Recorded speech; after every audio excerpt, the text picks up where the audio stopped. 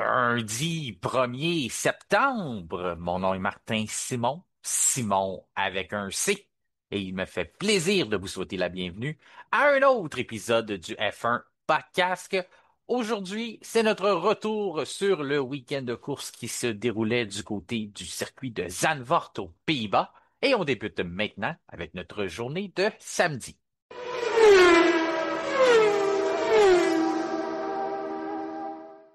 Il est maintenant temps d'accueillir notre collaborateur en remplacement de Kevin Fontaine, d'un auteur à un autre. Il a immortalisé la saison 1997 avec son livre intitulé Villeneuve-Schumacher 1997, le duel qui a marqué une époque. Simon Bachan, re-bienvenue au F1 Podcast.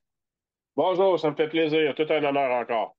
Toujours le fun d'avoir la chance de discuter F1 avec toi. J'ai la chance de le faire à quelques moments dans la saison. Je dirais quelques moments par mois. Des fois, on s'appelle, on échange des Oui, textos. Sinon, j'ai la chance de te lire sur la page du F1 podcast. En même temps que je continue de savourer ton ouvrage, là, ton livre, ce que je mentionnais justement sur l'histoire Villeneuve-Schumacher. Mais aujourd'hui, on va discuter du présent et non du passé. On va peut-être faire des liens avec le passé parce que c'est important des fois en Formule 1. Mais on va parler du Grand Prix qu'on a eu du côté de Zandvoort aux Pays-Bas. Ça tombe bien parce que c'est un circuit qui est quand même un circuit classique. Donc, c'est le fun d'avoir quelqu'un qui suit la Formule 1 depuis plusieurs époques. Donc, Zandvoort, je sais que tu l'as pas connu au début en 1952 ou 52 la non. première saison. Là. Je veux pas te vieillir, Simon. Là.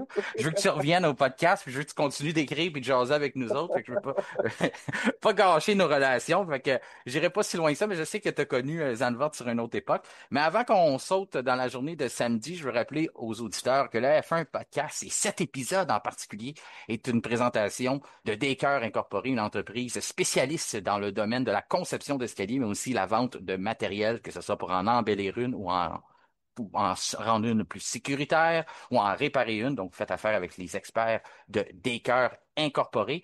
Et il y a aussi les experts de Label Haie quand ça vient le temps de couper, bien sûr, les haies, le cèdre, les arbres, tout ça, que ce soit pour de l'émondage, que ce soit pour embellir la cour ou la rendre plus sécuritaire. Donc, faire affaire avec les experts de Label Haie.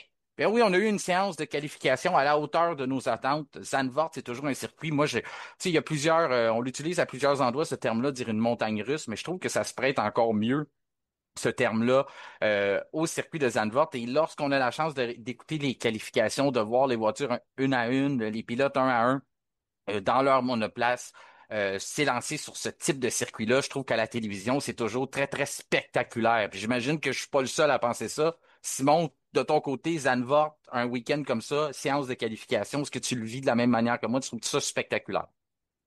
Oui, je trouve ça spectaculaire. Puis ce que je trouve le plus difficile à m'imaginer, c'est que tu fais un tour en piste, puis là, tu dis, waouh, c'est quelque chose. Mais eux, les pilotes, pendant la course, entre autres, puis les qualifs aussi, mais ils en font plusieurs, c'est sans arrêt. Puis là, tu te demandes comment ils font pour tenir le rythme. C'est Moi, c'est- c'est vrai, oui. je trouve ça spectaculaire, ça. C'est vrai, puis le sentiment à l'intérieur, on sait qu'ils se font brasser là, dans un Grand Prix standard, là, peu importe le circuit, mais j'ai l'impression que c'est encore plus dur sur la tête, sur le cou, sur le, tu sais, les spécialistes, les statistiques diraient que ben, les forces G reviennent, tournent autour du même, mais puis Ouais. côté l'illusion que ça donne à la télévision, tu as raison, là, que les pilotes ne pognent pas un mal de cœur ou même des nausées à l'intérieur de ça, là. C'est assez impressionnant en soi. Euh, Oscar Piastri qui arrive en pole, on attendait Lando Norris qui sorte fort. Ouais, je dirais que les deux, on les attendait, sont en course pour le championnat. Ils ont eu les semaines de vacances pour y penser, se ressourcer et revenir vraiment concentrés sur le but. Le but, c'est de devenir champion du monde à la fin de ces 10 courses-là. Ascar sort Mhm. très fort. Je m'attendais à ça, mais je m'attendais à mieux de Lando Norris dans la séance de qualification, même s'il a été là, je dirais jusqu'à la Q3. On dirait que Oscar Piastri lui a refait le tour, là, de le laisser partir fort le week-end, vendredi, la séance du samedi aussi, donne confiance à Lando. Puis là, lorsque ça compte, lorsque c'est le temps de saisir la Ouais. pole, c'est Oscar Piastri qui s'est dressé. C'est exactement ça, parce que si on regarde ce qui s'est passé en fin de semaine, essai libre 1, essai libre 2, essai libre 3, c'est Lando Norris qui est le plus rapide. Pas parce qu'il cherchait nécessairement à être plus rapide, je pense. Il n'était pas en compétition, il était en train de chercher ses réglages pour finir sa voiture, mais ça finissait qu'il était quand même plus rapide que Piastri par 1 ou 2 dixièmes à chaque séance. Et puis, même chose dans Q1, même chose dans Q2. Mais là, dans la Q3, puis c'est ça, à quelque part, qu'on en vient à se dire qui fait la différence entre les deux, c'est que Piastri est capable d'élever son niveau de jeu d'un cran quand ça compte vraiment, alors que Norris, il est resté stable au même niveau, ou s'il l'a élevé moins que Piastri. Ce qui fait que quand ça comptait vraiment, c'est dans Q3, ben, Piastri est allé chercher la pole. Puis ça, à quelque part, je trouve que c'est un coup dur sur Lando Norris. À tout le monde, il n'en a pas fait grand cas, mais tu te dis, j'ai mené toute la fin de semaine, puis là, bang, je me fais voler la pole à la dernière minute. Quand c'est le temps de faire la différence, hein, c'est ce qu'on voit, ça se répète. Ouais, Puis c'est quelque chose qu'on avait discuté avec Jean-Christophe dans l'épisode du vendredi qui était là en remplacement de François Goulet. On a fait l'épisode, bien sûr, comme on a l'habitude, votre guide. Puis je m'attendais à quelque chose de Norris. Je m'attendais qu'il fasse bien parce que c'est un circuit qu'il maîtrise bien. Il a gagné là la saison dernière, mais je m'attendais qu'à la qualif, là, justement, à la Q3, il se passerait quelque chose où ce que Oscar Piastri viendrait juste monter son jeu d'un cran. C'est le terme que tu as utilisé, puis c'est exactement ça. Ou comme ouais, qu'on dit aussi, passer à l'autre niveau des cœurs incorporés, là, qu'on aime bien faire la blague ici, parce que des cœurs, ben, c'est ce qu'ils font dans la vie, c'est aider les Québécois à monter aux autres niveaux. Mais je regarde ça, puis c'est ça. Piastri, il arrive, c'est le saut d'un champion du monde, c'est de dire, dans ces moments comme ça, comprendre c'est quoi l'objectif, puis que l'opportunité qui se présente à lui. Puis je l'ai mentionné souvent, je trouve que c'est une bagarre où ce que ça se joue le samedi. Donc cette importance-là, les pilotes doivent la comprendre. J'ai beaucoup de mhm, difficulté à croire que Lando Norris ne l'a pas compris encore de dire tu gagnes, tu as énormément de chances de marquer plus de points que ton coéquipier si tu pars devant lui. La tendance est installée comme ça depuis le début de la saison. Surtout si Piastri part en avant, c'est quasiment livre, on le ferme les livres. Puis sur le circuit de Zandvoort, les statistiques ouais, vendredi, on les partageait justement avec nos auditeurs que de partir de la tête, c'est 100% d'efficacité depuis qu'on est retourné là, depuis qu'on a retourné à Zandvoort en 2021. Eh bien, 3 fois Verstappen est parti premier, a remporté l'épreuve. Lando Norris, la saison dernière, part premier, remporte l'épreuve. Et là, Oscar Piastri prenait une option sérieuse, justement, sur la journée de dimanche. Justement, on l'a nommé. C'est le roi de l'endroit, c'est Max Verstappen. Il voudrait bien retourner en pôle, voudrait bien encore être capable de se battre pour les titres, que ce soit des constructeurs ou de champions du monde. Sauf que la voiture, la RB21, ne lui permet pas cette saison. Du moins, en qualification, je veux pas dire que je l'avais sous-estimé, puis je me sens toujours mal de sous-estimer un gars comme Max Verstappen, mais je le voyais pas nécessairement dans le décor. Ça a été bonne erreur parce que, encore une fois, il nous a montré que si c'était pas de la voiture, c'est pas mal. Ben, encore une fois, il soutire le meilleur parce que sinon, il aurait probablement pu disputer la pole position. il fait plus que soutirer le meilleur, il va au-delà de la voiture, Ouais, on pourrait dire, parce oui, que oui. dans son attitude vers Verstappen, tu le vois qu'il a intériorisé le fait qu'il n'a pas vraiment de chance de gagner des courses, puis le championnat, on oublie ça. Donc lui, il va, puis là, on dirait qu'on revient à l'époque Red Bull 2019-2020, où là, on faisait des paris pour essayer d'aller chercher des courses. On reviendra plus tard, mais en qualification, ça donne un Max Verstappen qui dit, moi, je fais mon affaire, je vais à mon maximum, puis on verra où ça me mène. Et après, il sort de la voiture, puis il lève les épaules en voulant dire, ben, qu'est-ce que vous voulez, c'est le mieux que je pouvais faire, puis c'est le mieux que la voiture pouvait m'offrir. Ça reste qu'il est quand même pas très loin. Non, ça reste qu'il est pas loin, ça reste qu'il est dans le coup. Ça reste que au début de la fin de semaine, si on lui dit tu vas être le premier en arrière de McLaren, je pense qu'il y a pas juste lui qui signera en bas de la feuille. Ils sont pas mal tous Ouais, c'est ça. unanimes. Ouais, c'est ça. On part la fin de semaine en se disant si on est capable le plus proche possible que tu vas être des McLaren dans le week-end, ben ça veut dire que tu auras bien fait parce que les autres sont pas mal là pour mettre la norme. Mais ben c'est ça, quand on regarde ça, il a bien fait. Je comprends le lien que tu veux faire aussi. J'aime beaucoup le lien que tu as fait avec 2019 puis cette époque-là de Red Bull parce que moi aussi j'ai quelque chose à te parler de ça. Je t'avais un lien, probablement qu'on va faire le même lien tantôt sans s'en avoir parlé, mais ça va être, on en reviendra là, OK. dans la journée de dimanche, mais tu as attiré mon attention là-dessus parce que moi aussi j'avais quelque chose pour toi. Un qui a attiré l'attention de bien des gens. On le connaît, on le sait depuis le début de la saison qu'il est capable de faire de grandes choses.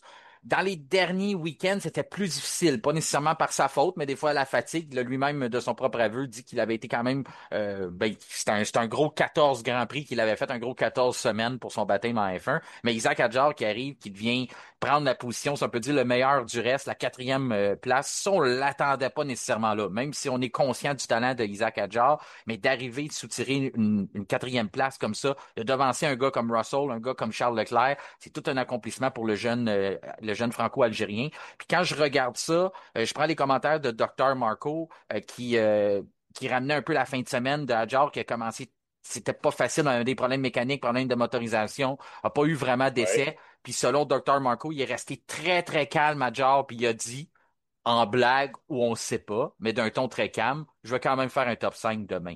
Puis il a fait rigoler les gens, puis ça a comme enlevé du stress dans les garages, puis tout ça. Puis finalement, il l'a fait. Fait que j'ai envie de dire, on l'appelait le bébé Prost, là, ou le prochain Alain Prost, tout Ouais. ça. Mais si tu rendu le prochain Babe Ruth de la Formule 1 qui va commencer à dire ce qu'il va faire avant même de rentrer dans la voiture?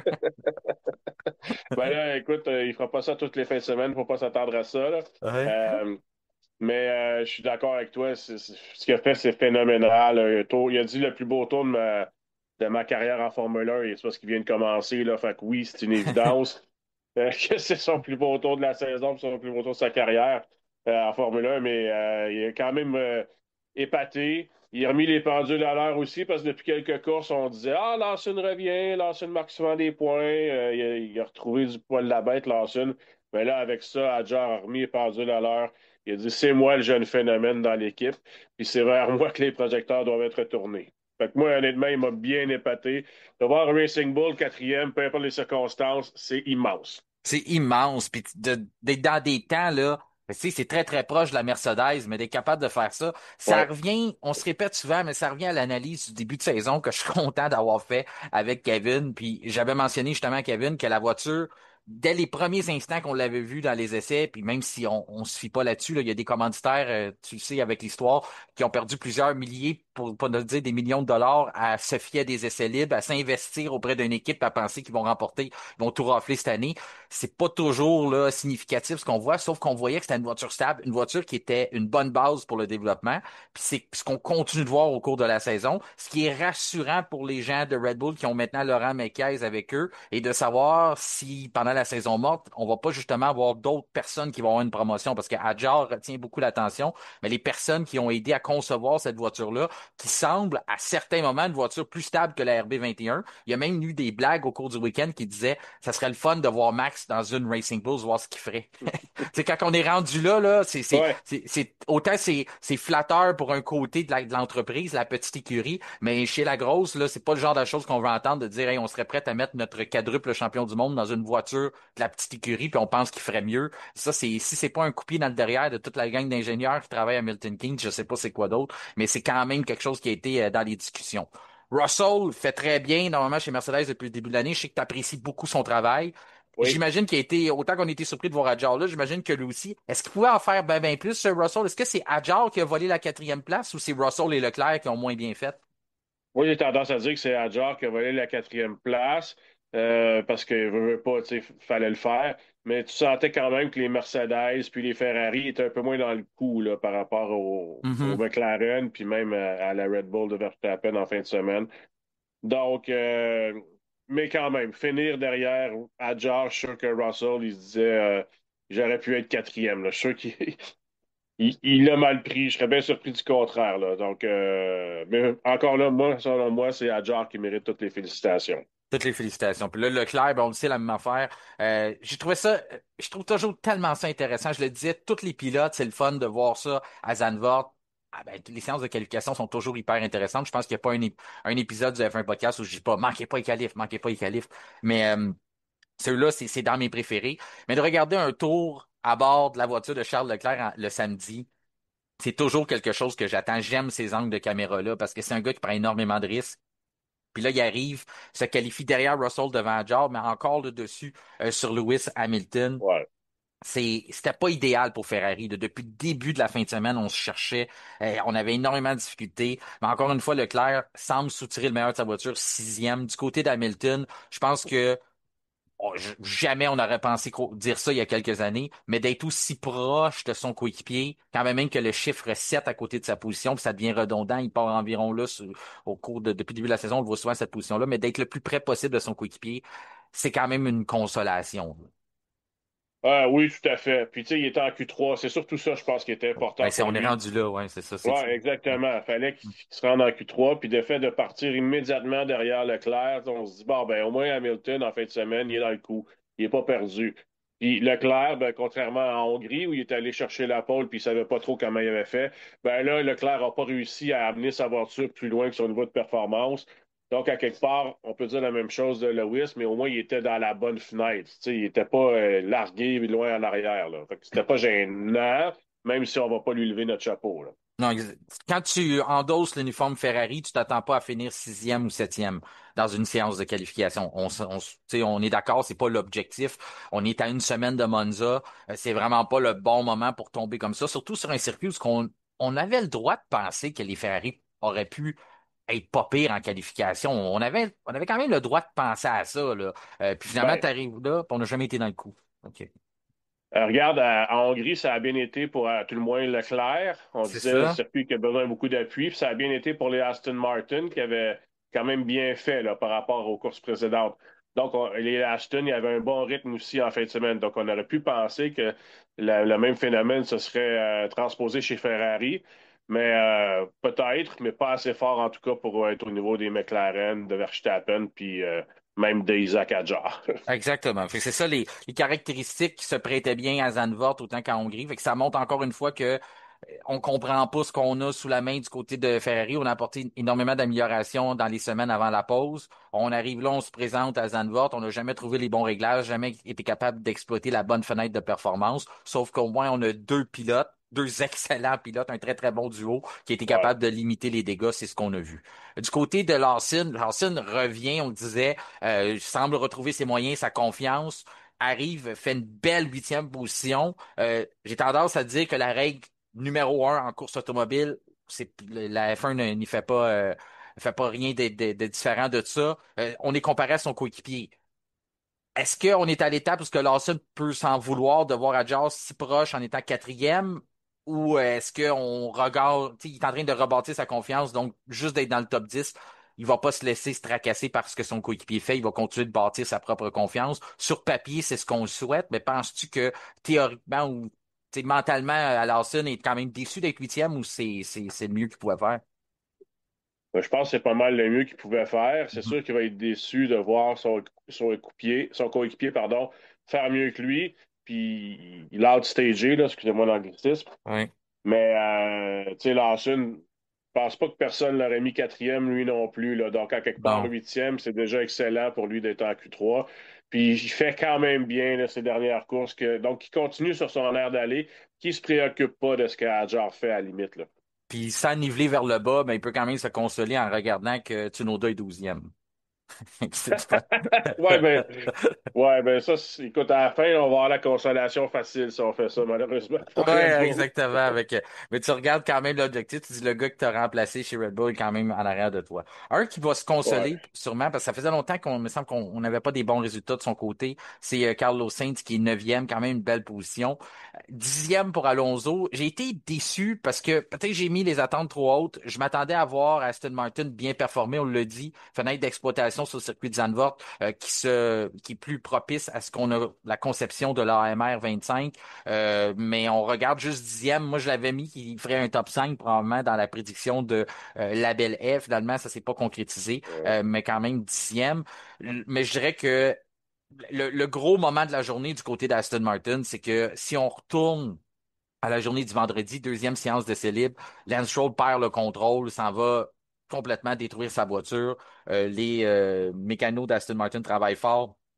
On a même mis un nouveau châssis dans la voiture du Canadien. Puis finalement, même pas un tour en qualification, là. Même pas un temps. On n'a rien enregistré du côté de Stroll. Ça va fracasser sa voiture encore une fois. Tout le beau travail des mécaniciens. Donc, une deuxième fois au cours du week-end. Ça a été. C'est autant qu'on s'attendait à peut-être mieux faire au niveau des positions, mais de perdre une deuxième voiture. Il y a des moments dans la saison où ce que ça a été très difficile pour Aston Martin, des moments où ce que Lance Stroll a été critique envers ses mécanos, envers les gens à l'usine. On donne la voiture pour performer sur deux week-ends consécutifs. Est-ce que c'est par rapport au circuit? Moi, je pense bien, toi aussi, tu as tendance à aller dans cette école de pensée-là. Sauf que l'opportunité est là pour faire des points. Puis Lance Stroll s'en va mettre sa voiture dans le mur pour une deuxième fois en 2 jours. Comment tu as réagi face à ça? C'est pas acceptable. Tout Non, simplement ça, je veux dire. c'est ça. C'est triste de dire ça là, pour Lance Stroll, mais quand tes mécaniciens travaillent toute la nuit pour te livrer une voiture, ton devoir numéro un le lendemain, c'est de la ramener au puits en bon état. Puis là, il part, puis il y a un autre accident. Et il n'y a rien qui me laisse croire que c'est à cause un ennui mécanique. En tout cas, j'ai rien lu là-dessus là, jusqu'à Non. maintenant. On verra si la version de l'équipe dit ça, mais je penserais pas. Alors, L'ennui mécanique, Simon, c'est que sa voiture est verte, mais c'est pas une John Deere. Puis il a mis les roues dans le gazon. Fait que ouais, c'est ça l'ennui mécanique qu'il y a eu. C'est qu'il y avait la bonne couleur pour avoir une John Deere, mais il n'y avait pas la bonne machinerie pour aller dans le gazon. Fait mais qu'il tu un c'est, bon point. hein. Il faut qu'il réussisse à convaincre ses mécaniciens, ses coéquipiers, tu sais, Ben, c'est soyez ça. avec moi, puis si on travaille ensemble, on va atteindre des bons résultats, puis c'est ensemble qu'on va réussir. Mais là, il faut que tu fasses ta part du travail, Lance Stroll. C'était une erreur que pas d'autres pilotes ont fait, à tout le moins, là, pas en fin de semaine. Je Non. m'en souviens pas qu'il y a eu d'autres accidents semblables dans les éditions précédentes, mais en tout cas, il n'y en a pas eu en fin de semaine. Donc, tu as manqué à ton devoir numéro un qui était de ramener la voiture au puits, puis ça t'empêche de faire un bon temps. Tu pars 20e, bon 19e parce qu'il y a une pénalité, mais ça vient gâcher ton week-end. Il s'est bien repris, mais on en reparlera plus tard, mais je suis sûr que le samedi soir, là, dans le garage Aston Martin, on n'avait pas beaucoup espoir. Mais même si tu as vu la réaction quand c'est arrivé en direct, c'est normal de pousser quelques mauvais mots, là, c'est ce qu'on a vu, mais Ouais, il y avait des visages là, qui faisaient, tu sais, c'était plus comme pas encore. Là, tu sais, tu voyais c'est que. ça.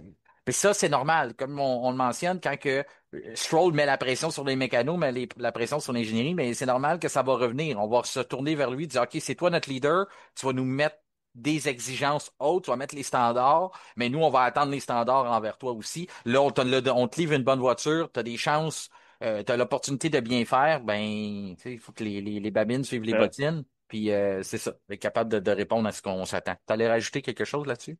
Ben, c'est ça. Oui, Fais ton bout de chemin maintenant, Lance, c'est à toi de le faire. c'est ça, Là, exactement. heureusement, le dimanche, je viens comme mettre un baume sur tout ça, là, mais ça arrivera pas de même à toutes les fins de semaine, surtout quand tu penses que quelqu'un comme Antonelli a dit mon mauvais résultat à qualif en Q2, ben je le dois au fait que j'ai eu un accident en essai libre numéro un le vendredi matin parce que j'ai pas pu faire d'essai. Fait Oui. que la même chose s'applique à Stroll. Oui, exactement. Si ça s'applique à un jeune qui a encore bien plus de raisons d'excuser ce qui est arrivé, que il Ouais. apprend sur le circuit à piloter une Formule 1, plus de son apprentissage, euh, tu sais, en gros, en général, de tout faire ça puis d'arriver de finir là. Mais parlons-en justement d'Antonelli, parce que derrière Alonso, c'est lui. Donc, 10e Alonso, 11e Antonelli, 12e pour Tsunoda, on le disait. C'est plate, il était très, très proche très proche. On se tenait à 3e, 4e de Verstappen. On avait espoir que ça puisse tenir, même si j'avais des gros doutes, là, mais finalement, 12e, ça n'a pas tenu. Bortoletto, 13e, 14e pour Gasly, 15e pour Albon, qui n'était pas du tout content de comment qu'on l'a envoyé en piste. Ça arrive souvent hein, du côté d'Alex Albon. Il est pas, il y a quelque chose qu'on veut faire du côté de Williams dans la stratégie de préparation d'un tour lancé, monter les gommes dans la bonne température. Puis lui, il semble pas adhérer à ça depuis le début de l'année, en tout cas. À toutes les fois qu'il se fait Ben, sortir, il pointe du doigt, là, mais il y a quelque chose qui fonctionne pas, là. faudrait peut-être qu'ils prennent l'habitude de partir en premier puis pas d'être dans le milieu du C'est train là, ça. vers la fin de Q3. Parce que si tu dois aller à un certain rythme pour réchauffer tes pneus comme il faut, puis tu n'es pas capable de l'atteindre parce qu'il y a des voitures devant toi, ben tu n'as pas le choix. Sors quand il reste 3 minutes, sors quand il reste 4 minutes. Ah, la piste n'est pas assez bonne. Et là, c'est à l'écurie de trouver une solution. Parce que Mhm. là, on sent que ça stagne chez Williams. Ouais, En tout cas, exactement. il y Non, a non, eu un bon départ, là. Lui aussi s'est repris, mais ça paraissait pas bien, là. tu as bien de le dire, puis je pense que c'est ça, c'est de mettre son pied à terre puis de dire, mais moi, je suis pas à l'aise dans cette situation-là, donc ne mettez-moi pas dans ce trouble-là.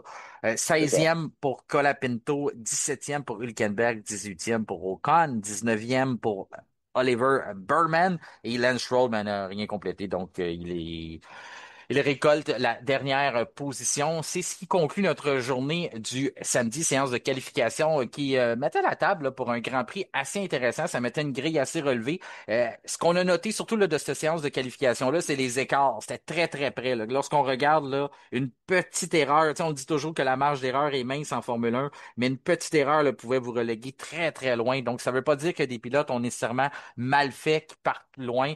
C'est juste qu'il fallait être capable d'être à la hauteur de ce que de la compétition qu'il y avait samedi, puis c'est pas tous les pilotes qui ont été capables de le faire. C'est ça qui fait la beauté du sport. Il y en a que c'est à cause de la voiture, il y en a aussi que c'est à cause de des écarts de performance. Mais ça nous donnait la table pour un très, très bon Grand Prix du dimanche. Et sans plus tarder, on va en discuter de ce qui s'est passé sur le circuit de Zandvoort.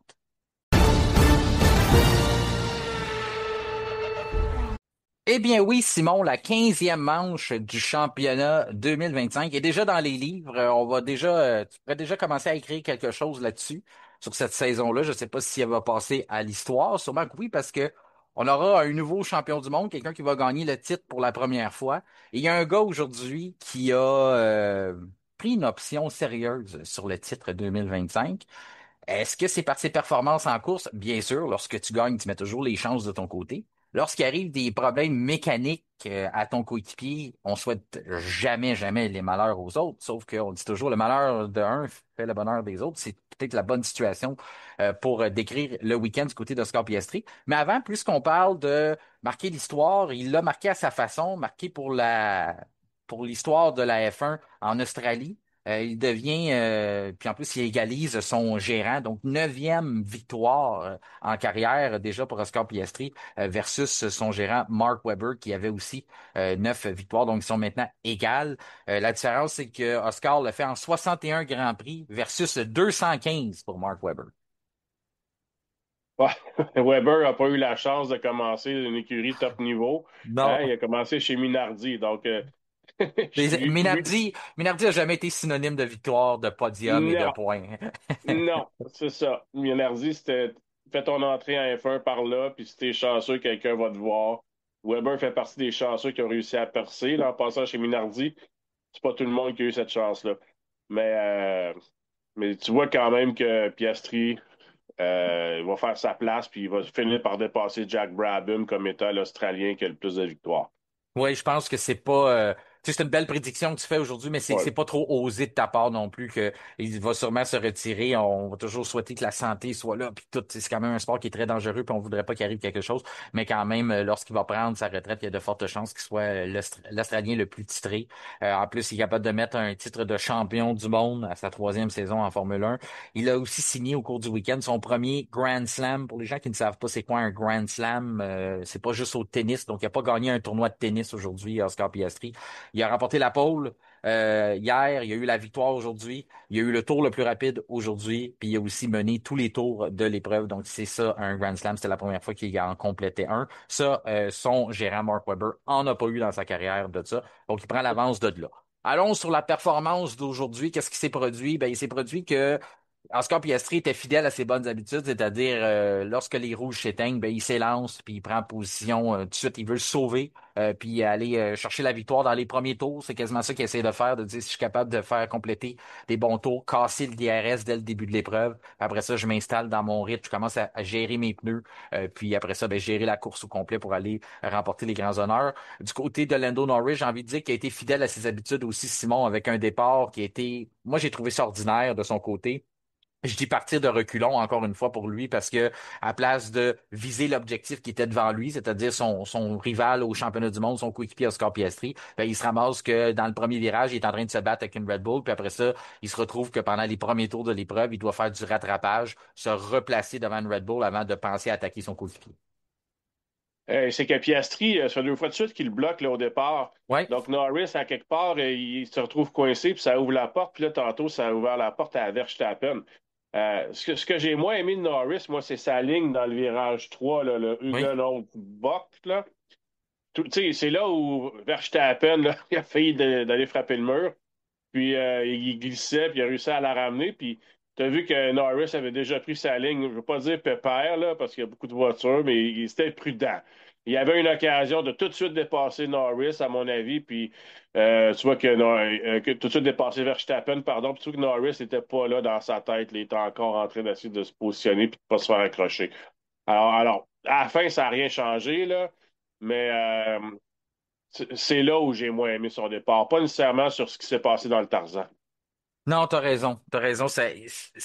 Ben, ça revient encore à la même étape de dire parce que Piastri le coupe, puis Norris ne peut Ouais. pas se montrer trop, il peut pas être trop incisif là-dessus à cause on sait comment que la règle orange papaye, ben ça fait, tu lèves le pied pour être sûr qu'il arrive à rien. Il aurait probablement levé le pied si c'était une voiture d'une autre couleur aussi dans les circonstances, sauf que Le réflexe.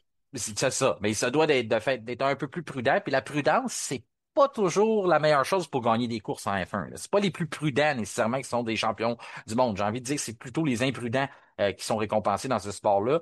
Puis là, le fait que tu veux justement faire un peu plus de prudence, ben là, tu te retrouves qu'un gars comme Verstappen qui a rien à perdre, ben lui va s'essayer. Puis malgré une perte de contrôle, je suis content que tu soulignes ça parce que la perte de contrôle que Verstappen a eue, de rattraper la voiture, c'était pas évident. Puis cette opportunité-là, normalement, elle aurait dû être payante pour Lando Norris. Puis ça a été ma Ouais, grosse surprise de voir que malgré le gros survirage que Verstappen a eu, sous-virage plutôt, qui a été capable de composer avec ça, mais qui ressort quand même en avance sur la McLaren à la sortie de tout ça. J'ai fait comme, ah, ça c'est étonnant. Je comprenais pas ce que Norris avait fait là, mais je pense que tu as mis le doigt dessus. Il a été un peu trop, encore une fois, un peu trop un spectateur plutôt que de faire partie du spectacle. Donc, à ce moment-là, ben, ça a donné que Verstappen, le temps qu'il reprenne le contrôle de sa voiture, était déjà prêt à sécuriser cette position-là. Il est arrivé plusieurs choses pour Lando Norris. On le dit, la stratégie jusque-là, elle était pas mauvaise parce que là, on réessayait de. Là, on s'est dit, ben là, faut faire du rattrapage. Il faut aller vers Piastri. Il semblait être capable de gagner ce temps-là, il semblait être capable de remonter. Est-ce qu'on aurait eu une belle bagarre entre les deux à la fin? Ben, dis-moi, avec toutes les voitures de sécurité qu'on a eues, on a tendance à croire que peut-être l'opportunité serait arrivée pour le Britannique aussi. Sauf que ça fait partie du sport, on le dit souvent, mais c'est des problèmes de fiabilité. On veut pas voir ça dans une course au titre. Puis j'écoutais justement quelqu'un que tu apprécies bien, que tu connais bien aussi, parce que tu as pris la peine d'écrire un livre sur sa carrière, mais j'écoutais Jacques Villeneuve. ouais, Jacques Villeneuve qui mentionnait avant, tu avais une espèce de balancier là, artificiel qui faisait que quand un avait un DNF qu'on appelle, un did not ouais. finish, le terme français, je sais pas, en tout cas, Un quelqu'un abandon. un abandon, ben oui, c'est le beau terme, mais il n'y a pas des lettres, il n'y a pas une abréviation Ah directe. non, Tu sais. c'est C'est sûr que ça. non. Mais tu sais, on avait les abandons venaient se replacer. T'en avais un, finalement, tu savais qu'au cours de la saison, j'en aurais probablement un moi aussi, puis ça viendrait là, de façon organique, que ça se balance au bout de l'année. Finalement, on n'a plus ça. Là. Toi, tu as connu cette époque-là, moi aussi, je l'ai connu un peu, mais ça fait plus partie de la Formule 1. Donc, je te dirais que j'étais d'accord avec les commentaires de Jacques Villeneuve, tu dois l'être aussi, que ça fait doublement mal là, pour Norris, parce que c'est pas assuré que Piastri va avoir un abandon d'ici la fin de la saison. Ouais, c'est loin d'être assuré. Moi, je serais très Hum. surpris que Piastri ait un abandon d'ici la fin de la saison. Mais juste pour rester sur ce sujet-là, à quelque part, puis c'est peut-être là où on perçoit la différence de génération, moi, je trouve que c'est quelque chose On a perdu on a perdu quelque chose en Formule 1 quand on a arrêté d'avoir des abandons régulièrement, des Ouais. abandons mécaniques. Je parle pas des accidents, là, évidemment. Parce il y avait un niveau, là, oui, ça s'équivalait à la longue, là, mais il y avait un niveau où ça pouvait amener une dose un coup de théâtre, si tu veux. Tu Ouais. sais, je me souviens, moi, que Massa qui mène en Hongrie, puis là, soudainement, à 3 tours de la fin, son moteur explose, bang, puis ça donne la victoire à Kovalainen. Tu sais, ça venait une bonne dose d'inattendu, qui était comme une surprise. Là, on a perdu ça. On sait que les voitures partent. Les McLaren vont finir la course. Les Mercedes vont finir la course. Les Ferrari, normalement, vont finir la course. Bon, là, peut-être pas aujourd'hui, là, mais. Mais tu sais, tout ça pour dire que c'est rare là, qu'il y ait des abandons mécaniques. Je trouve qu'on a perdu quelque chose. Mais en même temps, maintenant, les voitures se suivent. C'était de 2, 3 secondes d'écart, souvent, c'est rare qu'il y ait plus que ça. Ou en tout cas, alors qu'avant, on avait des écarts de 40 secondes, souvent. Alors, tu sais, le spectacle se rattrape de ce côté-là, je dirais. Alors, on a perdu un petit quelque chose qui manque à la F1 parce que euh, si Piastri, mettons, avait abandonné mécaniquement à la place de Lando, là, on Mhm. aurait tous été en bas de nos chaises. Là, ce qui est dommage, c'est que ça vient comme un peu nous faire croire que la course au titre est quasiment. Je ne veux pas dire que c'est fini, mais si Piastri est pas mal chanceux, c'est fini. Ben, si ça avait été l'inverse, on aurait probablement dit, oh là, ça va être bon. Mais le fait que c'est Lando Ouais. qui prend tu sais, qui s'est tiré dans le pied, mais c'est pas lui qui s'est tiré dans le pied, mais qui prend la balle dans le pied, mettons, on va dire, là, qui est arrivé plus de l'équipe de Mercedes, puisque c'est eux autres qui font le moteur, même si c'est pas établi encore, si c'est pas au niveau du châssis qu'il y a eu la fuite d'huile.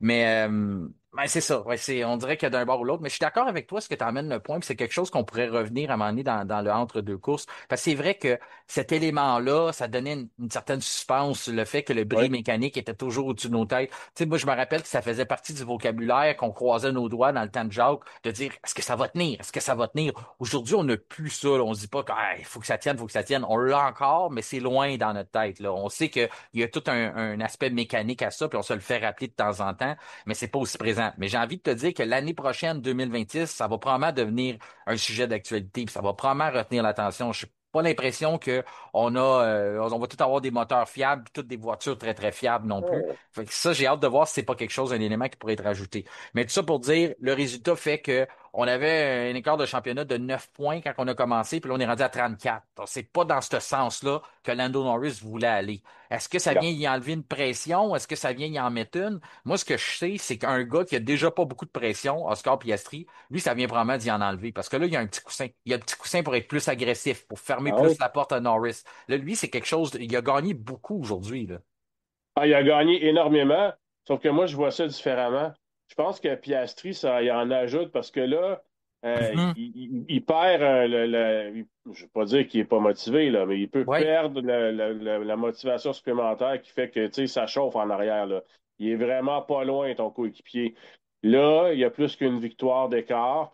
Euh, il y a comme un coussin quand même confortable. Il sait que sa McLaren est bonne. Puis je pense que Piastri, il sait aussi que il a des bonnes chances de mener son lot de course puis d'en gagner pas mal si tout se passe bien. Fait que s'il fait sa job. Donc, tu sais, c'est quasiment dans ses mains maintenant. C'est à lui de l'échapper. Mhm. Puis là, ben, tu sais, peut-être que tu peux t'endormir un peu ou peut-être que tu peux être plus stressé puis soudainement, tu marches sur des œufs.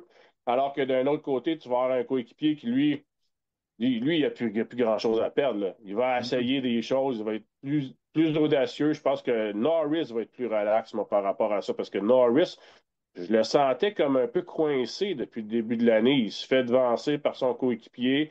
C'était pas nécessairement prévu. Il n'avait pas la voiture qu'il voulait exactement ou qui n'était pas réglée pour lui. Puis là, en cours d'année, ça se corrige.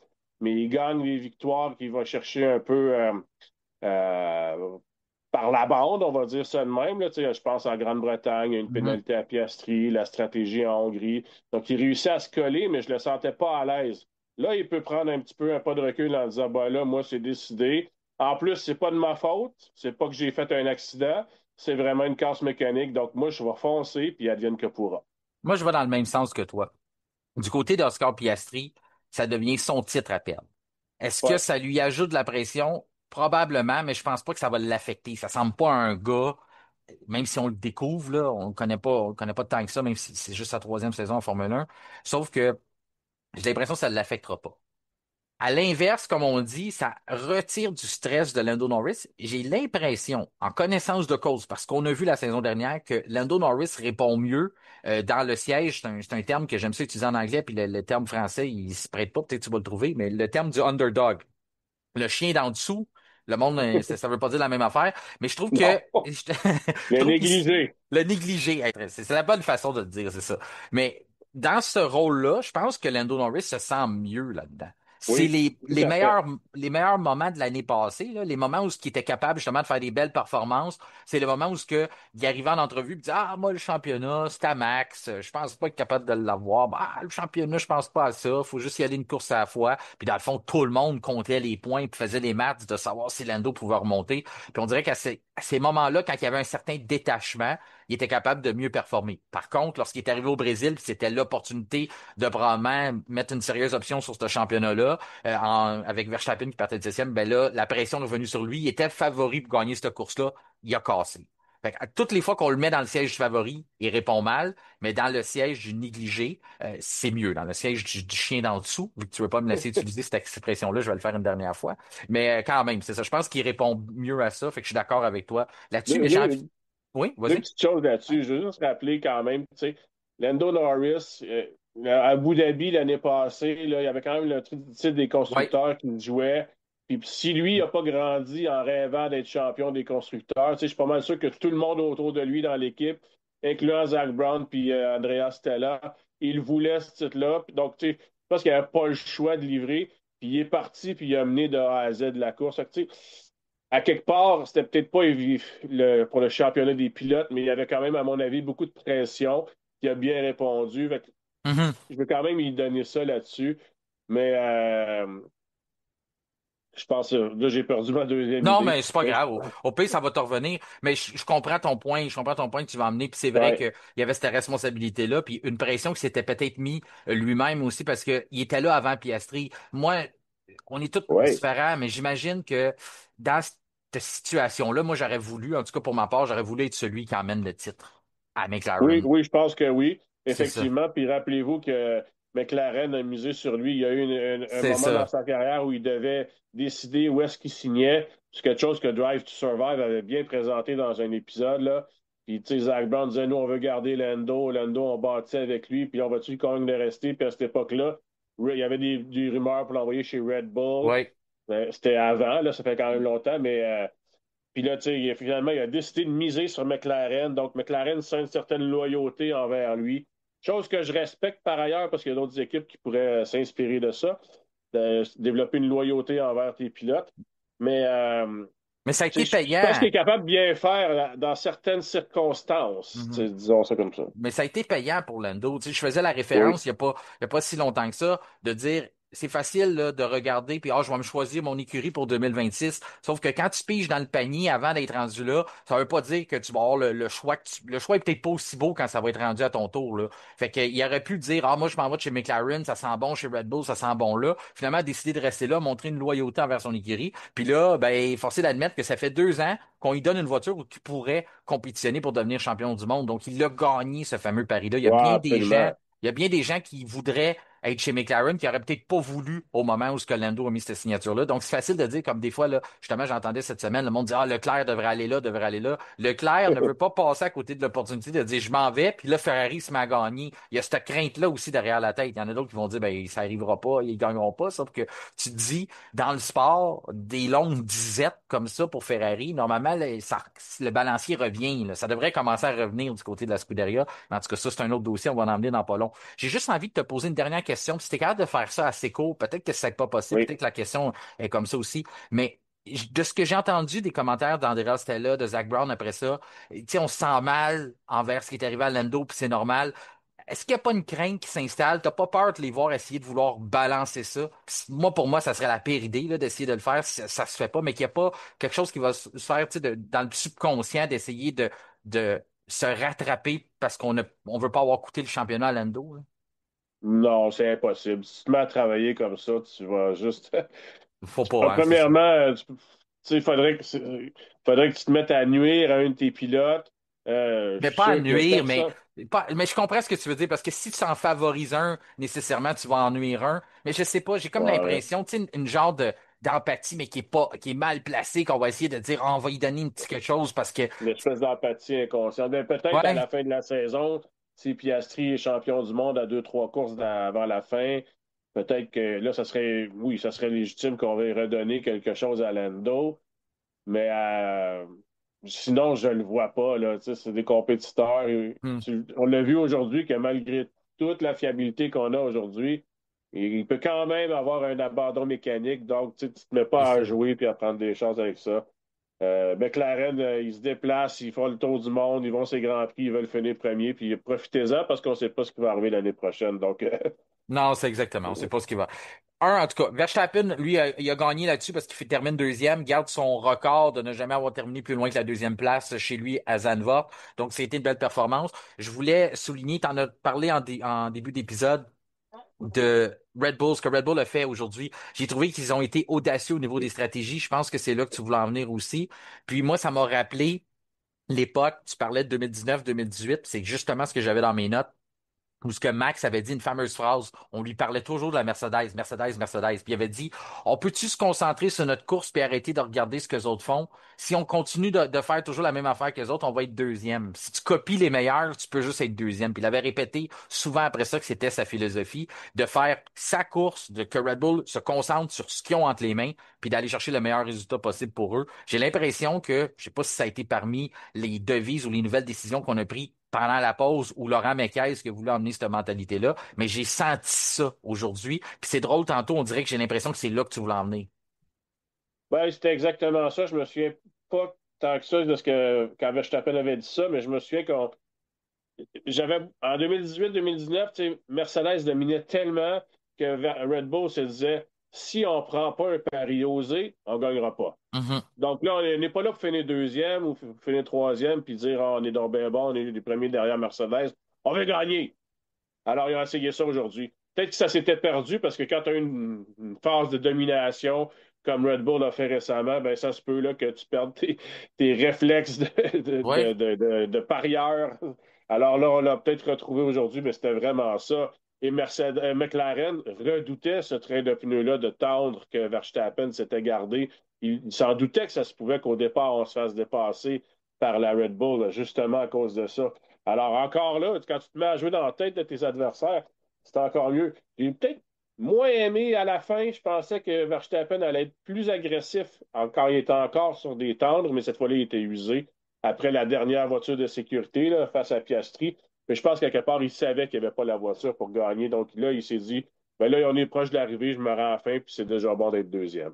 exactement. Ce qu'on a tenté, dans le fond, c'est ça, c'est de s'élancer avec les tendres. Après ça, ce que j'ai aimé aussi, c'est que quand c'est venu le temps de faire le premier arrêt au puits, on n'a pas décidé d'aller avec les durs comme tout le monde. On avait l'option d'aller avec Ouais. les médiums parce que on est obligé d'utiliser deux gommes différentes. Donc, les autres qui avaient déjà le médium ne pouvaient qu'aller pour la dure. Puis là, Red Bull, ben là, on s'ouvrait à deux opportunités. Est-ce qu'on va vouloir aller vers la dure, on va aller vers la médium. J'ai trouvé ça le fun. On se donnait encore une chance d'avoir un pneu plus performant que notre adversaire. Puis en plus, quand tu as Verstappen qui peut faire ça, je veux souligner aussi, je l'ai passé, je l'ai pas dit, mais j'avais une note envers ça, puis je trouve ça important. Le dépassement de Norris sur Verstappen, ça, c'était quelque chose. Je me C'est rappelle ce pas dans. que, c'est ce que j'avais oublié tantôt, C'est mais ça. parfait, OK, vas-y. parfait. Ben, regarde, ça finit toujours par revenir, hein? Mais c'est ça. Puis j'avais trouvé que c'est rare qu'on voit Lando faire quelque chose comme ça. Ça, j'étais là. Ah, ça, c'est Lando en mode champion du monde, là. Il a compris. Au Ouais. départ, je trouvais qu'il était endormi. Tu l'as dit, toi aussi, la même chose. Mais là, quand il a pris vie, c'est à ce moment-là. Quand il a fait le dépassement sur Verstappen, puis j'ai trouvé, il a utilisé du quotient de course, de dire, Max me laisserait jamais l'extérieur normalement. Sauf que là, il a dit, il me sortira pas cette fois. Puis c'est vrai, Max aurait pu fermer la porte à Lando. Si on se bat pour le titre, Lando passe pas. Mais il y a eu fait que ça de comprendre la situation dans laquelle que Verstappen est, dans laquelle que lui il est, puis de dire je vais pousser, il me la donnera pas facile. C'est pas le genre à Max. Max l'a fait Non. travailler tout son petit change. Sauf que le petit à la fin, là, où ce que normalement Verstappen aurait fermé la porte, puis l'aurait foutu à lever, l'aurait forcé, je veux dire, à lever le bras, Ouais. à lever le pied, plutôt, m'a venir par l'avoir. Mais à ce moment-là, il l'a pas fait. Mais Lando a saisi son opportunité puis a vraiment passé à la limite. Mais ça, j'ai trouvé que c'était brillant comme dépassement de la part de Lando Norris. C'est un beau dépassement, Mm. effectivement. Puis tu as tout à fait raison. Sans rien enlever à Norris, là. Oui, Mais il a tout le mérite sur ce dépassement-là. Mais le fait que Verstappen n'ait pas été plus agressif que ça, il l'a quand même été. Mais il a laissé de la place. Ça démontre que je pense encore une fois que dans son fort intérieur, Verstappen, il savait que sa Red Bull avait pas ce qu'il fallait pour lutter en rythme pur avec la McLaren. Donc, il s'est dit, je le laisse aller, puis ah ouais, puis je c'est vais faire son. ma course. Tu sais, puis il est pas pour gâcher le championnat du monde non plus, il est pas fou. Puis ça, je pense que Lando le savait aussi. Puis ça a été bien utilisé par Lando, puis bien joué par Max aussi. Tu fais travailler ton adversaire parce que c'est pas plus loyal non plus pour Piastri si tu commences à laisser gagner tout le monde parce qu'ils sont en compétition. Mais il l'a fait travailler, il l'a fait travailler tout. Puis je pense que même Max s'est dit, bah, on va voir s'il va oser. Puis finalement, Lando était vraiment en mode champion. Il a vraiment voulu tenter ce dépassement-là. Sinon, je dirais là qu'à d'autres moments de la saison, j'aurais dit Lando s'est encore retrouvé à l'extérieur puis il s'est fait déporter comme il fait toujours. Tu te mets pas dans cette situation-là. Mais là, il avait pas le choix. Ça passe ou ça casse. Puis il l'a fait puis ça a passé. Là, on dit Verstappen récolte la deuxième place. Il fait très, très bien. Mais Hadjar, son premier podium, Ah, ça faisait 5 courses d'affilée où il avait marqué seulement un point à ses 5 dernières courses. Il traversait des moments, on peut dire difficiles, même si on va pas à jusque-là parce qu'on leur met pas de la pression. On comprend que c'est des calendriers chargés. Ils débutent, mais quand même, d'arriver à signer son premier podium, c'était pas un week-end qui a commencé facilement de récupérer puis de faire ça. Vraiment, Isaac Hadjar, c'est toute une performance. Puis là, ça amène une grosse question. Encore là, je veux pas qu'on qu'on déborde là-dessus, mais j'ai déjà reçu dans la boîte email de la boîte courriel, les messengers du mhm. F1 podcast que ça soit Eric Lindros, John, maintenant connu sur plusieurs noms, me dit déjà la question, quand est-ce qu'Adjar va aller chez Red Bull? On est rendu là. Il y a 5 courses où ce qui avait marqué un point, je les recevais pas, ces questions-là. Aujourd'hui, podium, ça revient. Est-ce que Red Bull va être tenté de l'emmener avant la fin de la saison? Pas genre demain, mais avant un grand prix de la fin, 2 grands prix de la fin, ou pour toi, si tu étais du côté d'Adjar, t'espérais vraiment que ça se passe la saison prochaine, ou tu voudrais qu'il y ait quand même une période d'adaptation qui se fasse au cours de la saison 2025, même si les voitures vont changer en 2026? Ça, là, d'ici la fin de la saison, je ne sais pas si je voudrais une période d'adaptation si j'étais à Jar, Ouais. mais je pense que ça va chez Red Bull. Moi, là, Ouais, je ça, pense c'est sûr. qu'aujourd'hui, ça a été. Ouais. C'est ça. Ah ouais. Si Red Bull s'est décidé probablement en ce moment, là, s'il était peut-être même avant, il est tellement bon là, depuis le début de la saison que tu ne peux pas passer à côté de ce gars-là. Mhm. Alors, à Jar, tu t'en vas chez Red Bull, puis peut-être que tu vas bien faire, hein, on ne sait jamais.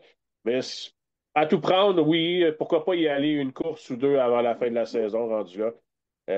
Ça peut pas lui nuire, je pense pas. Non, c'est ça. Puis ça a bien fonctionné pour Jack Doohan. Non, c'est une joke. Mais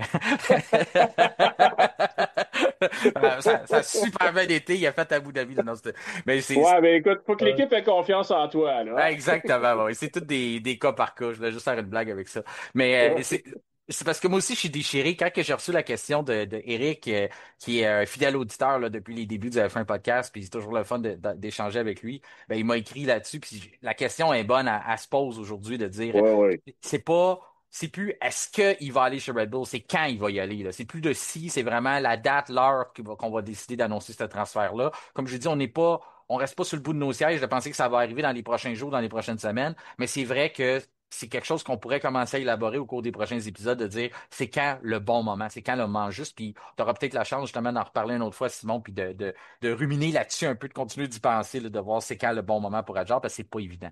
Ensuite, ben là, on dit que son premier podium a cassé le trophée aussi, c'est malheureux. J'imagine qu'on va y en Ouais, faire j'ai un vu autre, ça. là. Ouais, c'est des Ben, les trophées. trophées en porcelaine, on joue avec Ben, le c'est feu, là. ça. C'est exactement ça que j'ai dit. Je pense que c'est l'idée de donner de la porcelaine, c'est beau, là. Puis ça fait, tu sais, je trouve que c'est une belle façon de se démarquer dans un armoire à trophées, mais ça tient pas les célébrations, là. Il a même pas réussi à se rendre, justement, au garage qu'il était déjà brisé. Donc, mais un très, très beau podium pour Adjar. C'est le fun de faire cet accomplissement-là cette année. Déjà, Antonelli, une des recrues, l'a fait plus tôt dans la saison à Montréal. Adjar Ouais. devient la deuxième recrue à le faire. Donc, 2 recrues cette année qui ont réussi à monter sur le podium. Ben, juste une note sur les Ouais. Racing Bulls. C'est arrivé souvent qu'ils se positionnent bien en qualification, puis en course, Ben ils oui. perdaient du rythme. Oui, Puis parce que aujourd'hui, non. ben, j'ai envie, Alors, bon, c'est ça, c'est ce que j'avais envie de dire, justement, que de te qualifier, ça peut arriver. C'est un bel accomplissement, la ouais. qualification, on n'enlève rien. Ça peut arriver. Sauf que de battre quelqu'un sur un tour donné dans la Q3, il y a plein de circonstances qui peuvent arriver. Mais dominer, ben, je ne vais pas dire dominer, mais je veux dire garder derrière toi une Mercedes puis une Ferrari, ou 2 Ferrari plus 2 Mercedes, parce qu'il était tout à l'arrêt de lui, mais pendant Ouais. 72 tours, c'est un autre paire de manches, là. C'est pas la même game, là. Ouais, tout à fait. Puis c'est bon pour l'équipe parce que souvent, on fait des erreurs stratégiques. Des fois, là, on Oui, n'en a pas fait. Adjar, il a gardé la distance à peu près égale avec Verstappen tout au long de la course. Il n'a jamais oui. été trop largué. Il a gardé Leclerc derrière lui. Il a gardé Russell derrière lui. Il était en bagarre, là, tu sais, et il a réussi ses relances. Il y avait des épreuves, là, tu sais, c'est pas Oui. une troisième place déméritée, loin de là, là. C'est vraiment, là, il a plus que mérité. Là, je veux qu'on ait le temps de parler de tous nos sujets qu'on s'est fixés parce que il s'est quand même passé beaucoup de choses dans ce week-end de course-là.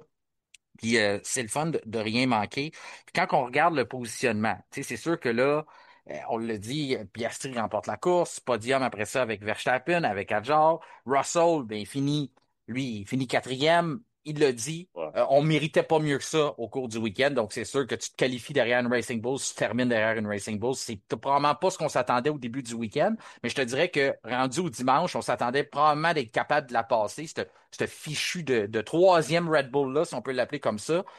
Puis finalement, on n'a pas été capable. Donc, je l'ai trouvé, je l'ai trouvé sévère, mais honnête dans ses commentaires après de dire on méritait pas mieux. On a fini quatrième, on a fini quatrième. Sauf que, Il est chanceux. oui, c'est ça, on est chanceux d'être là. Mais j'ai envie d'attirer ton attention parce que Russell, là, puis Leclerc, on a repris exactement où ce qu'on avait laissé les deux. Puis d'ici la fin de la saison, on s'attend à un duel entre Russell et Verstappen pour la troisième place au classement. Mais moi, je commence vraiment à diriger mon attention sur Leclerc et Russell. On se rappellera en Hongrie, là, George avait appelé là, tout de suite sur le micro pour dire c'est pas correct ce qu'il a Oui, fait, bouger sur les points de freinage. Là, on les a revus se coltailler les deux ensemble. C'était le dépassement de Leclerc. C'était très limite. Je l'ai regardé une couple de fois, là, puis moi, je pense pas qu'il était en piste, là. On a vraiment laissé les deux se battre, non. là, mais c'était très douteux, là, comme décision, là, de laisser ce dépassement-là, là.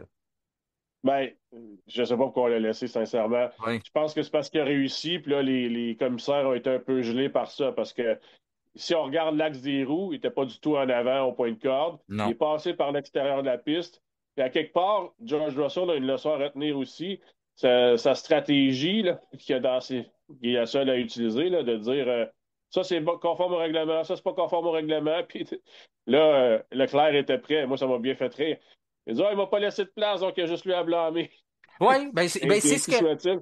c'est ce que je me suis dit, c'est ce que je me suis dit. Puis c'est arrivé Russell justement la fois sur Verstappen que ça avait dérapé. Il avait voulu comme pas lui laisser d'espace, puis Verstappen avait complété le dépassement à l'extérieur de la piste en prenant la zone de dégagement. Puis là, lui, il pensait qu'on aurait dû lui redonner la position. Finalement, ben, en tout cas, je vais pas retourner dans cette histoire-là. Mais Oui, c'était un peu la oui, stratégie de dire, je te coupe tout l'espace. Fait que si tu sors, ah ben là tu m'as dépassé, mais t'étais pas en piste, mais je te l'ai coupé. Sauf que normalement pour plaider la cause de Russell, si Leclerc avait été égal au rétroviseur ou comme tu dis, ou l'axe des roues, dépendamment comment on l'interprète, mais à ce moment-là, il aurait eu droit à cet espace-là à l'intérieur du virage. Là, techniquement, selon la nouvelle règle d'engagement, Russell n'était pas obligé de lui laisser, sauf donc le dépassement aurait dû, mais en tout cas, moi je trouve qu'on les a laissés courser, pas de pénalité d'un bord ou de l'autre, ça j'ai trouvé ça à correct. la fin, c'est bon, c'est ça C'est ça, exactement. à À la la fin, fin, ça nous a donné exact. normalement le plus beau dépassement de la journée. Puis Donc c'était à la tellement fin, c'est limite. bon. Ouais, C'est juste que Russell doit retenir que soit un petit peu plus agressif, George. c'est Parce ça. qu'il y a tout ce qu'il faut pour être champion du monde. Là, puis si jamais la Mercedes domine l'année prochaine, ça devrait être lui. Alors, tu sais, sois juste un peu plus agressif des fois, que ce soit pour gagner ou défendre des positions, parce que le truc de t'en tenir au livre des règlements, là, ça sera pas suffisant. Non, ça sera pas suffisant, c'est ça. Puis là, c'est tellement limite qu'à ce moment-là, ben, on a décidé de dire, si on n'est pas capable de prendre la bonne décision, ben, on les laisse courir. Ça, pour moi, c'était la bonne affaire à faire. Albon, Oui. cinquième, très belle performance pour la Williams. Partait de loin aussi, Alex Albon. C'était pas facile comme week-end. Mhm. Berman, qui partait des prix. Je l'aime beaucoup, Oliver Berman. Je l'avais choisi comme étant possiblement une possible recrue de l'année avant que la saison commence. Il y a beaucoup de talent. Des gens qui y croient pas. Je pense qu'Oliver Berman, c'est un pilote qu'on gagne à connaître. C'est pas nécessairement un futur champion du monde, mais c'est un gars justement qu'on faut apprendre. Faut le laisser aller. Faut le laisser voir ce qu'il peut faire. T'es encore très jeune, à peine 18 ans, s'il n'y a pas eu 19 dans les derniers jours, là. Un peu comme Antonelli, mais c'est des pilotes qui sont très, très jeunes. Donc, à ce moment-là, on les laisse aller, mais très belle position, sixième pour lui. Septième pour Lance Stroll. On a été sévère en début d'épisode. C'est le temps de lui donner ce qui revient. Ça a été des points chèrement gagné pour Aston Martin parce qu'il y a eu deux bris de voiture complète avant de commencer à arriver le dimanche pour saisir ses points, mais quand même, il se devait de bien faire. Il avait du rattrapage. Il devait se faire pardonner à son écurie. On a adressé le sujet tantôt. Puis il dépasse aussi Fernando Alonso au classement des pilotes. C'est Oui. drôle à dire. Avec la saison que Lance Stroll a, tu sais, j'ai même pas envie de dire avec des hauts et des bas, parce que oui, il y a eu des hauts, mais il y a eu beaucoup de bas. Il y a eu plus de bas que de hauts. Puis tu arrives là quand même à être devant Alonso au championnat, c'est quand même incroyable. Ben, C'est surprenant. il a marqué des points dans 6 courses, c'est le même C'est nombre ça. qu'Alonso, puis il est en Oui, avant de lui au classement. Puis aujourd'hui, c'est vraiment une belle course. Tu sais, c'est sûr que ça a été un peu en retrait, puis il a bénéficié des voitures de sécurité. Mais ce qu'il ne faut pas oublier, c'est que tu sais, il était le premier à s'arrêter, là, Lance Stroll, de oui. changer ses pneus alors qu'on pensait qu'il allait pleuvoir quelques tours avant. Là, quand je l'ai vu s'arrêter, je dis, mais c'est n'importe quoi, il va être obligé de s'arrêter dans 4-5 tours encore. Finalement, il n'y a pas plus vraiment. En tout cas, ça n'a pas été fort, fait que ça n'a Non. pas influencé la course. Il y a eu des voitures de sécurité, puis ça lui a permis de gagner des positions. Alors, si on félicite les Haas, par exemple, d'avoir réussi ce truc-là, ben, il faut féliciter Lance Stroll aussi. Exactement. Puis Alonso, ben, on peut lui donner l'excuse que c'était pas la meilleure stratégie d'Aston Martin. Si tu te posais des questions du côté de Stroll, ben, du côté d'Alonso, lui, il n'a pas eu Ouais, le lui aussi bon. s'est arrêté avant, puis lui, il s'est arrêté juste avant la voiture de sécurité. C'est Donc, ça. tous ceux qui sont arrêtés sous la voiture de sécurité, ils l'ont dépassé. Exactement. Fait que lui, ça n'a pas été, mais du côté d'Aston, on pouvait pas le savoir, mais on était Non, malchanceux. 9 pour c'est ça. Tsunoda. Tsunoda qui essaie de rattraper dans un week-end difficile, mais tu vois Ajal sur le podium. Tu sais, finalement, on a deux Ouais. pilotes Red Bull sur un podium, mais c'est pas Tsunoda qui est invité à la fête. Donc, c'est pas évident pour lui. Je trouve que ça s'accumule à tout ça. Mais, gars, je sais tu voulais peut-être en parler, mais on pourra en venir parce qu'on l'a un peu dit. Tsunoda, c'est déjà terminé chez Red Bull. On l'a trouvé le Ouais, ouais, je remplaçant. pense que Si oui. on n'était pas sûr, Il n'y a pas le rythme. il Il n'y n'y a a pas pas le le rythme, rythme. c'est C'est ça. injuste, mais il n'y a pas le rythme. Il n'y a C'est pas le ça. rythme. 10e pour Ocon, 11e pour Colapinto, 12e pour Lawson et 13e pour Sainz. C'est un moment que j'avais entouré de la course, ça. La pénalité à Carlos Sainz, je veux te laisser un petit peu de temps, mais moi, je suis pas d'accord tout. C'est une incidence de course. Puis si tu veux vraiment choisir un coupable, ben, tu y vas du côté de Lawson, parce que c'est Lawson qui a perdu le contrôle de sa voiture dans le virage. Il y a eu de l'air sale de la voiture en avant, ce qui arrive normalement comme ça. Il y a une perte d'aéro. Tu reçois un survirage, il donne un gros coup de volant, puis en récupérant la voiture, ce qui l'aide à pas déraper complètement, c'est qu'il cogne la voiture à Saints, puis après ça, il la replace de façon stable.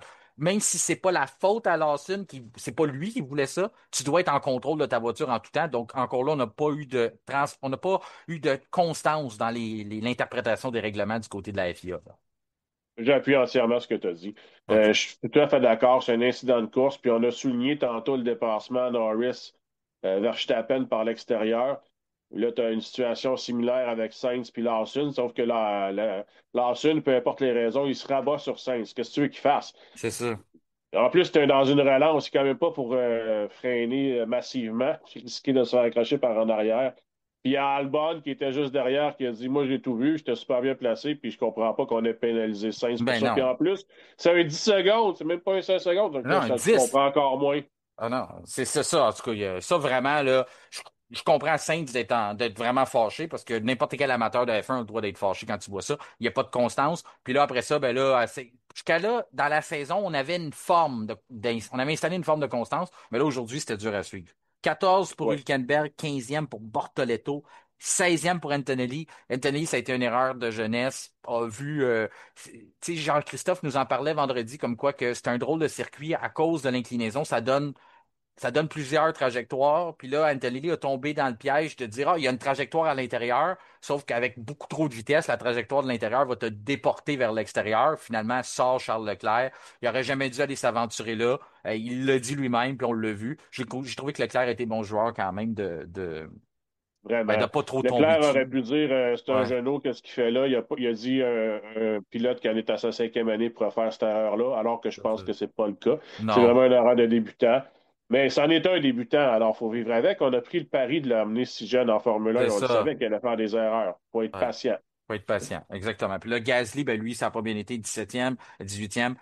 Lewis Hamilton, je veux pas, tu sais, on en a assez parlé, fait que je veux juste garder du temps pour que tu puisses me donner ton pilote du jour puis qu'on puisse donner le titre des cœurs. Mais Hamilton a sorti des pluies, voulait faire la carte d'en dessous, la undercut, arriver, gagner du temps sur ses adversaires qui étaient pas capables de dépasser en piste. C'est pas évident de dépasser à Zandvoort. Sort, il y a eu un peu de pluie, fait un peu l'erreur d'Antonelli, choisit la trajectoire en bas, finalement se fait déporter vers l'extérieur, arrive sur la peinture, il s'est mouillé, perd le contrôle de sa voiture, se retrouve dans le mur. C'est encore un gros week-end à oublier d'Hamilton. On va lui laisser un laisser-passer aujourd'hui. On en a assez parlé dans les dernières semaines, mais disons qu'on c'est ça. Monza, un bain de foule va peut-être l'aider. Le pilote des cœurs de la journée, j'en ai pas parlé avec toi, Simon, j'ai pas eu le temps, mais j'imagine que tu vas être d'accord. Celui qui a monté son niveau, là. On l'a dit, 5 Grands Prix a marqué seulement un point, revient de la pause, s'est ressourcé, il a pris le temps de reprendre son énergie. J'ai choisi que c'était Hadjar, le pilote des cœurs de la journée. Le pilote du jour, pour ma part, je l'ai donné à Oscar Piastri parce qu'il a résisté toutes les relances, à plein de fois que son écart qu'il avait bâti a été obligé de, de surmonter ça. Une belle victoire. Il revient des vacances. Je veux mettre un saut sur le titre de champion du monde et il l'a bien fait. Donc, je lui ai donné le titre pour ma part de pilote du jour à Oscar Piastri. Et de ton côté, qui a été le pilote du jour à Zandvoort? Pilote du jour et pilote des cœurs, pour moi, c'est Adjar, les deux.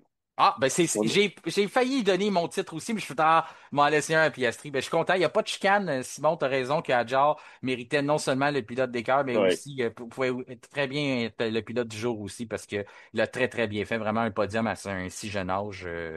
Il C'est a vraiment. résisté, c'est pas, C'est ça. c'est qu'il ne se retrouve pas là parce qu'il y a eu plein d'erreurs. Il y a eu des abandons, mais c'était tout derrière lui. À Oui. part Norris, là, évidemment, mais les autres, là, Leclerc puis Hamilton, ils étaient derrière lui. Russell était derrière lui, puis il a résisté à tous On ces est très bien gens-là. tiré. Il a Ben, fait ses relances. Ouais, c'est magnifique là, ce qu'il a fait aujourd'hui, Zach Hadjar. Là. On a quelqu'un de spécial derrière le volant. Là. T'as bien raison. Puis ça a été, ce qui a été magnifique aussi, c'est de t'avoir avec nous aujourd'hui. C'est déjà tout le temps qu'on avait, C'est Simon. gentil. Pour notre épisode, ça passe très vite, mais un gros, gros merci. Puis on va te réinviter, c'est sûr. Tu fais partie de la famille du F1 Podcast. Puis je te souhaite une excellente semaine. Puis on se reparle, c'est certain, pour Monza. Là. On va avoir bien du fun avec ce Grand Prix-là historique. Super. Alors, bonne semaine de fin à tout le monde. C'est ce qui conclut notre épisode du lundi 1er septembre. Notre prochain rendez-vous sera vendredi en marge des séances d'essais libres du Grand Prix d'Italie, celui du côté de Monza.